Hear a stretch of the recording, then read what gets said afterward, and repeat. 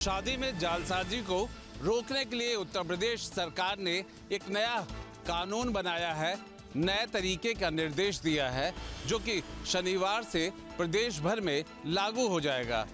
पहले हुआ ये करता था कि कहीं पे भी मंदिर में शादी कर ली और बाद में कोर्ट में जाके उसे रजिस्टर्ड कर दिया, लेकिन अब इस तरीके के शादी और जालसाजी से बचने के लिए सरकार ने सख्त निर्देश दिए हैं कि अब तहसील के रजिस्ट्रार के कार्यालय में जाकर के ही वहां पे शादी को रजिस्टर किया जा सकता है और किसी भी दूसरी जगहों पर हुई शादी को मान्य नहीं माना जाएगा। मतलब मंदिर में या कहीं पे और शादी की गई हो तो उसे मान्य नहीं माना जाएगा, उसे रजिस्ट्रार के कार्यालय तक जाना पड़ेगा।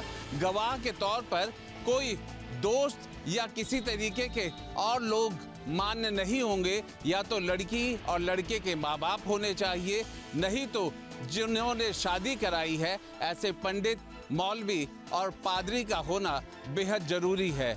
और सबसे बड़ी बात यह है कि ये शादी का रजिस्ट्रेशन तभी मान्य होगा जब इससे जुड़े सारे तथ्य और कागजात ला करके देने होंगे। वीडियो जर्नलिस्ट दीपक राणा के साथ आलोक पांडे, न्यूज़ स्टेट, लखनऊ। अग्निवीरों के लिए यूपी में एक बड़ी खुशखबरी है। दरअसल यूपी सरकार ने अग्निवीरों को यूपी पुलिस की सभी सेवाओं में विशेष आरक्षण देने का फैसला किया है और इसके लिए बाकायदा शासनादेश भी जारी कर दिया गया है, जिसमें अग्निवीरों को यूपी पुलिस की सभी शाखाओं में 20% क्षैतिज आरक्षण दिया जाएगा।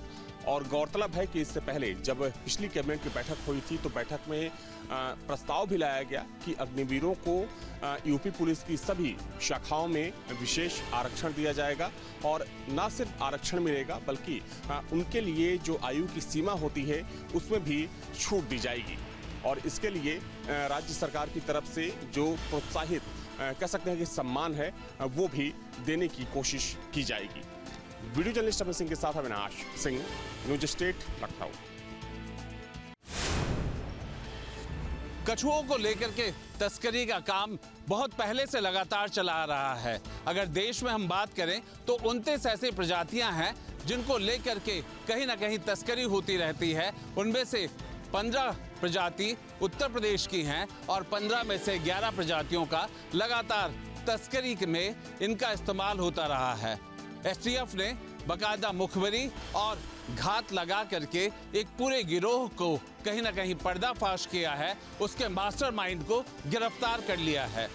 वहां से न सिर्फ जिंदा कछुए मिले हैं जो कि 100 से ज्यादा है, और बल्कि उसका जो कनेक्शन है वो कहीं ना कहीं नेपाल और उसके आसपास के जो सीमावर्ती क्षेत्र हैं उससे जुड़ा हुआ है और विदेशों तक में उसके तार फैले हैं। बताया यही जा रहा है एसटीएफ के सूत्रों के मुताबिक कि इसका काम जो है अंतर्राष्ट्रीय स्तर पर कछुओं की तस्करी से जुड़ा हुआ था, इसलिए ये एक बड़ी कामयाबी है। वीडियो जर्नलिस्ट दीपक राणा के साथ आलोक पांडे, न्यूज़ स्टेट, लखनऊ। मेरठ के मेडिकल थाना इलाके में मौजूद एक 3 मंजिला इमारत धुंधु करके जलने लगी। इसके प्रथम तल पर जिम मौजूद था और भूतल पर कुछ खाने पीने की दुकानें थीं। उम्मीद लगाई जा रही थी कि पहले गैस लीक होने की वजह से ये हादसा हुआ, लेकिन बाद में पता लगा कि दुकान के सामने लगे बिजली के मीटर से निकली चिंगारी ने पूरी बिल्डिंग को जलाकर खाक कर दिया। लाखों रुपया का नुकसान हुआ है। नीचे जो रेस्टोरेंट थे, कैंटीन थी और खाने पीने की दुकानें थी, उनमें लगे हुए भी सभी उपकरण जलकर राख हो गए हैं। पहली मंजिल पर मौजूद जिम के अंदर भी महंगी मशीनें जो हैं वो जलकर राख हो गई हैं। सूचना पर मौके पर पहुंची फायर ब्रिगेड की 6 टेंडर ने बामुशक्कत बहुत मुश्किल से आग पर काबू पाया। शटडाउन लेने के बाद आसपास की बिल्डिंगों को खाली कराया गया और आसपास के रिहायशी इलाकों को भी, ताकि वो आग की चपेट में न आए, उन्हें दूर किया गया। अरुण सागर, न्यूज़ स्टेट, मेरठ। वृंदावन के विश्व प्रसिद्ध बांके बिहारी मंदिर में भीड़ का जब दबाव होता है तो लोग चाहते हैं कि वो भगवान के दर्शन सुगमता से करें, और इसी का फायदा एक बाउंसर ग्रुप उठा रहा था।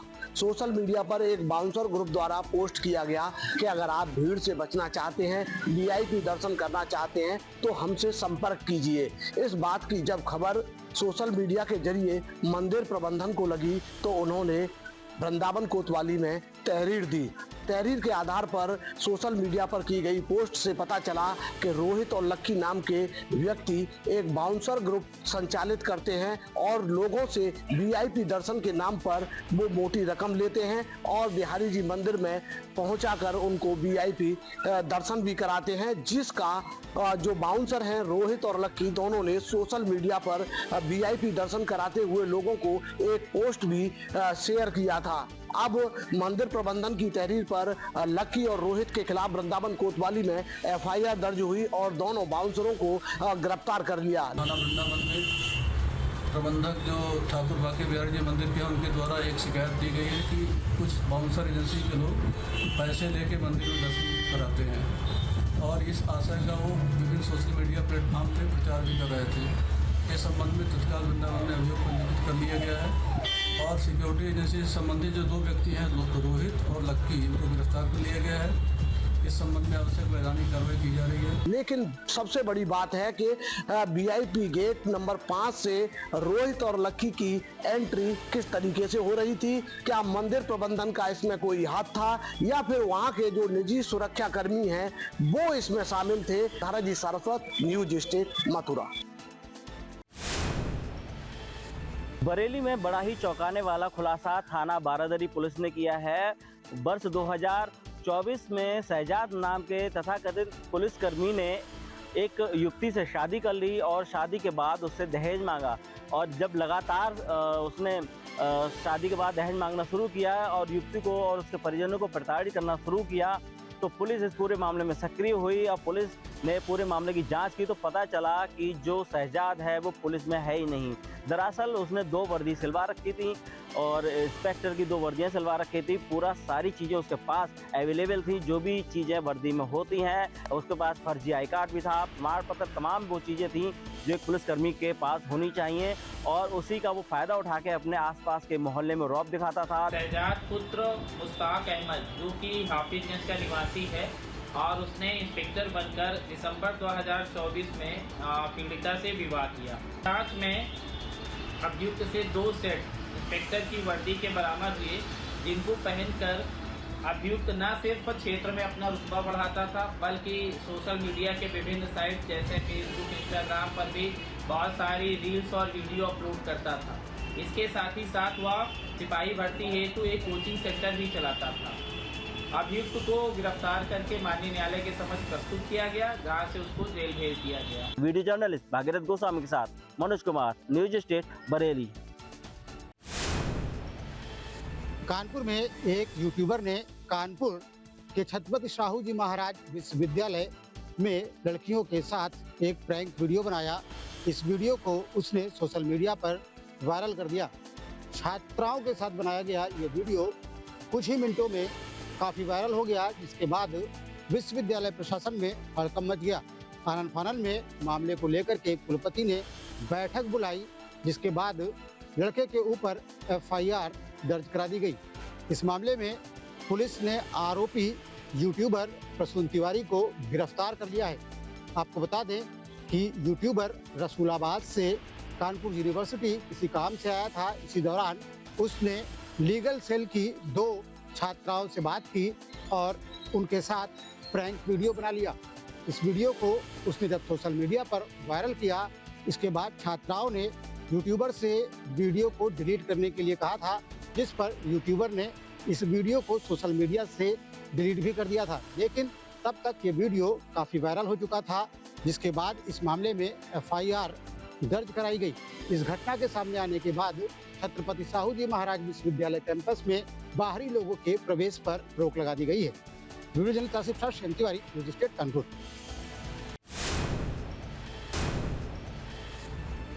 ग्राम प्रधान की प्रताड़ना से तंग राम बाबू तिवारी की आत्महत्या मामले में पुलिस ने परिजनों समेत कई लोगों पर गंभीर धाराओं में मुकदमे दर्ज किए हैं। इस मामले में पीड़ित परिजनों ने मुख्यमंत्री योगी आदित्यनाथ को पत्र लिखकर न्याय की गुहार लगाई थी, जिसके बाद डिप्टी सीएम ब्रजेश पाठक ने मामले को संज्ञान में लेते हुए गृह सचिव को जांच कर कार्रवाई के आदेश दिए थे। वहीं पुलिस ने आरोप लगाया है कि पोस्टमार्टम हाउस से सब निकलने के बाद परिजनों व अन्य लोगों ने नेशनल हाईवे जाम करने की कोशिश की थी। जाम खुलवाने के दौरान प्रदर्शनकारियों पे पुलिस पे बदसलूकी के आरोप लगे थे। फिलहाल इस पूरे प्रकरण में पुलिस जांच कर रही है और कहीं न कहीं जिस हिसाब से डिप्टी सीएम ब्रजेश पाठक ने गृह सचिव को आदेश किए तो उसके बाद पुलिस हरकत में आई है। अब देखना ये होगा कि इस पूरे प्रकरण में क्या कुछ निकल के आता है, लेकिन कार्रवाई तेज हो गई है। न्यूज स्टेट के लिए वीडियो लिस्टाशिप के साथ अनिल कुमार कौशाम्बी। रुद्रप्रयाग की केदार घाटी में हेलीकॉप्टर क्रैश होने का मामला सामने आ रहा है। हादसा शनिवार को फाड़ा के बड़ासुर में हुआ। गनीमत रहे कि हादसे में कोई हताहत नहीं हुआ। घटना की सूचना मिलते ही आपदा राहत टीमों ने घटनास्थल पहुंचकर राहत बचाव कार्य शुरू किया। बताया जा रहा है कि हेलीकॉप्टर फाड़ा से केदारधाम की ओर जा रहा था। अचानक हेलीकॉप्टर में तंगी खराबी हो गई, जिसके कारण घटना घट गई। उपस्थित लोगों की माने तो फाड़ा से केदारधाम की ओर जा रहा हेलीकॉप्टर में अचानक तंगी खराबी हो गई, जिसके चलते हेलीकॉप्टर तेजी से जमीन की ओर आने लगा। देखते ही देखते हेलीकॉप्टर सड़क पर गिरकर क्षतिग्रस्त हो गया। इसकी चपेट में एक कार भी क्षतिग्रस्त हो गई। घटना के समय हेलीकॉप्टर में 6 लोग सवार थे, जो सभी सुरक्षित हैं। दूसरी ओर हसन टीमें अब हादसे कारणों की जांच में जुटी हुई है। अरविंद दावत, न्यूज स्टेट, रुद्रप्रयाग। मध्य प्रदेश की आर्थिक राजधानी इंदौर में मोहसिन खान जो जिहादी है, जो शूटिंग एकेडमी की आड़ में नाबालिग बच्चियों के साथ हरकत करता था, उसके खिलाफ इंदौर पुलिस ने 8वां मुकदमा दर्ज किया है। इस पूरे मामले में महू की रहने वाली एक पीड़िता ने शिकायत दर्ज कराई कि वह अन्नपूर्णा स्थित इसकी ड्रीम शूटिंग एकेडमी में शूटिंग प्रैक्टिस के लिए जाती थी। तब उसने वहां पर गलत हरकत की थी, जिसका उसने विरोध किया था और उसके बाद उसने वहां जाना छोड़ दिया। मोहसिन खान महू का रहने वाला है और पीड़िता भी महू की रहने वाली है। इसी बीच मोहसिन ने पीड़िता को दबाव बनाकर उसको अपने घर में बुलाया। वह उससे इस पूरे मामले को लेकर कॉम्प्रोमाइज करना चाहता था। पीड़िता भी उसके घर पहुंच गई। उसने मौके का फायदा उठाकर उसके घर में भी उसके साथ गलत हरकत करने की कोशिश की। पीड़िता ने उसका विरोध किया तो मोहसिन ने उसको जाति सूचक शब्द कहे और उसके बाद अपशब्द कहकर घर से निकाल दिया। पीड़िता कई समय तक इस मामले को दबा के बैठी रही। इसी बीच मोहसिन के खिलाफ कई पीड़ितों ने शिकायत दर्ज कराई, जिसमें दुष्कर्म, गैंगरेप और धोखाधड़ी के मामले भी दर्ज किए गए। उसको टोटल 7 मुकदमे दर्ज किए जा चुके थे। वहीं कई दिनों का रिमांड भी पुलिस ले चुकी थी। इसी बीच पीड़िता को जानकारी लगी तो उसने महू थाने पहुंचकर इस पूरे मामले का घटनाक्रम बयां किया। पीड़िता की शिकायत पर पुलिस ने छेड़खानी और SC/ST एक्ट के तहत मुकदमा दर्ज किया है। अब तक कुल मिला के मोहसिन खान के खिलाफ इंदौर शहर में 8 मुकदमे दर्ज हो चुके हैं। Sachin बहरानी, news state, Uttar Pradesh, Uttarakhand. देश भर में कोरोना के मामले लगातार बढ़ रहे हैं। केंद्रीय स्वास्थ्य मंत्रालय के आंकड़ों के अनुसार इस समय एक्टिव मामलों की संख्या 5,755 है। वहीं बीते 24 घंटे में 4 लोगों की मौत हो चुकी है। सबसे अधिक मामलों की बात करें तो केरल में इस समय सबसे ज्यादा एक्टिव मामले हैं। वहीं उसके बाद गुजरात, पश्चिम बंगाल और दिल्ली में कोविड के सबसे अधिक मामले हैं। स्वास्थ्य मंत्रालय ने सभी राज्यों को ये निर्देश दिया है कि वो अपने अस्पतालों में ये चेक करें, कि ये सुनिश्चित करें हर तरह से कि वहाँ पर सभी तरीके के उपकरण मौजूद हैं, दवाइयाँ प्रॉपर हैं, उसके साथ साथ ऑक्सीजन बेड्स जो हैं वो उपलब्ध हैं। तो इसके साथ साथ अगर हम बात करें तो कोविड के मामले जिस तरीके से बढ़ रहे हैं, तो बीते 15 दिनों में ही 20 गुना कोरोना के एक्टिव मामले बढ़ चुके हैं। तो ऐसे में आप भी सावधान रहें। जिस तरीके से ये मामले बढ़ रहे हैं वो चिंताजनक है, लेकिन उसके लिए डरने की जरूरत नहीं है। लेकिन फिलहाल अगर हम बात करें तो सावधानी और सतर्कता आपको इस बीमारी से बचा सकती है। वीडियो जर्नलिस्ट सुधीर शर्मा के साथ हरीश झा, न्यूज स्टेट, उत्तर प्रदेश, उत्तराखंड। नोएडा में पिछले कुछ दिनों से कोविड के केस लगातार सामने आ रहे हैं। पिछले 24 घंटों की बात की जाए तो 28 नए केस सामने आए हैं। अभी तक मिले कोविड पॉजिटिव पेशेंट की अगर बात की जाए तो उनकी संख्या 218 हो गई है। नोएडा के जिला अस्पताल में मौजूद हैं। यहाँ पर तमाम तैयारियाँ स्वास्थ्य विभाग के अधिकारियों द्वारा करने का दावा किया गया है। 10 बेड आरक्षित किए गए, हेल्पलाइन नंबर जारी किया गया है और अगर पेशेंट बढ़ते हैं तो उसके लिए जो दवाइयाँ हैं या टेस्टिंग किट है वो सब मंगा ली गई है, तैयारियाँ पूरी की गई हैं। CHC PHC में भी तमाम तरीके की जो तैयारियां हैं वो स्वास्थ्य विभाग के अधिकारी पूरी करने का दावा कर रहे हैं। अभी तक एक 3.5 महीने की जो बच्ची है उसकी कोविड से मौत होने की जानकारी नोएडा के अंदर आई है। वो दिल्ली के एक अस्पताल में भर्ती थी जहाँ पर उसे मृत घोषित कर दिया है। हालांकि उसको कई और बीमारी होने का भी दावा स्वास्थ्य विभाग के अधिकारियों की तरफ से किया गया है। फिलहाल सतर्कता बरतने की जो अपील है वो स्वास्थ्य विभाग के अधिकारी करते हुए नजर आ रहे हैं। और नोएडा या ग्रेटर नोएडा की बात की जाए तो पिछले 4 से 5 दिन में काफ़ी तेज़ी से कोविड के केस बढ़े। हालांकि ये बहुत ज़्यादा घातक नहीं है, केवल 3 ऐसे पेशेंट हैं जो अस्पतालों में भर्ती हैं। उसके अलावा सभी को होम आइसोलेशन में रखा गया है। वीडियो जर्नलिस्ट विकास झा के साथ Amit Chaudhary, News State Noida. Noida Greater Noida expressway पर दलित प्रेरणा स्थल के पास पानी की पाइपलाइन डालने के लिए रूट डाइवर्जन किया गया है और यहां पर 40 से ज़्यादा ट्रैफिक पुलिसकर्मियों को इसलिए लगाया गया है ताकि आने जाने वाले लोगों को किसी तरीके की परेशानी ना हो। फिलहाल पाइपलाइन यहां पर डाली जा रही है। पाइपलाइन डाले जाने के लिए काम शुरू कर दिया है। शनिवार यानी आज का दिन और कल का दिन 2 दिन इस काम को पूरा करने के लिए दिया गया है। खुद जो DCP हैं ट्रैफिक वो मौके पर मौजूद हैं। उसके अलावा तमाम जो ट्रैफिक के पुलिसकर्मी हैं वो आपको यहाँ दिखाई दे रहे होंगे। जो भी गाड़ियाँ यहाँ से निकल रही हैं वो आसानी से निकल जाए, इसलिए 40 से ज़्यादा पुलिसकर्मियों को एक्सप्रेसवे पर तैनात किया गया है। इस रोड पर वाहनों का ज़्यादा दबाव रहता है। आज ईद की छुट्टी और कल संडे की छुट्टी है, इसलिए ये काम आज शुरू किया गया है। DCP ट्रैफिक हमारे साथ मौजूद हैं। सर, रूट डाइवर्जन का किस तरीके से प्लान रहेगा और ये काम कब तक खत्म होगा? ये दलित प्रेरणा स्थल के गेट नंबर 2 के सामने पेयजल की पाइपलाइन का काम की परमिशन अथॉरिटी ने मांगी थी, जिसकी परमिशन इनको अभी दी गई है। 2 दिन का लगभग 48 घंटे का समय इनके द्वारा मांगा गया था, जिसमें काम प्रचलित है। जितना जल्दी हो सके इसको सामान्य करवाने का प्रयास किया जाएगा। महामाया से जो दिल्ली की तरफ जाने वाला, नोएडा की तरफ जाने वाला जो ट्रैफिक है, इसको माया से राइट टर्न सेक्टर 37 की तरफ डाइवर्ट किया जा रहा है और वहाँ से जो रोड्स हैं उनको पूरा क्लीन करा कर वहाँ से इनको जो भी इनका गंतव्य स्थान है उसकी तरफ प्रस्थान करने की अनुमति दी जा रही है। देखिए, तमाम जो ट्रैफिक पुलिसकर्मी हैं उनको तैनात किया गया है रोड पर और 2 दिन के लिए इस रूट को डाइवर्ट किया गया है। तमाम पुलिसकर्मी जो वाहन हैं उनको यहाँ से निकाल रहे हैं और 48 घंटे के आसपास तक महामाया से दलित प्रेरणा स्थल के बीच में जो ये काम है पानी की पाइपलाइन का, इस काम को किया जा रहा है और लोगों की सुविधा हो, किसी तरीके की परेशानी ना हो, इसलिए रूट डाइवर्ट करने के साथ साथ यहाँ पर ट्रैफिक पुलिसकर्मियों को तैनात किया गया है। ज़्यादा संख्या में मजदूरों और मशीनों को इसलिए लगाया गया है ताकि तय समय में ये काम पूरा किया जा सके। वीडियो जर्नलिस्ट विकास झा के साथ अमित चौधरी, न्यूज स्टेट नोएडा।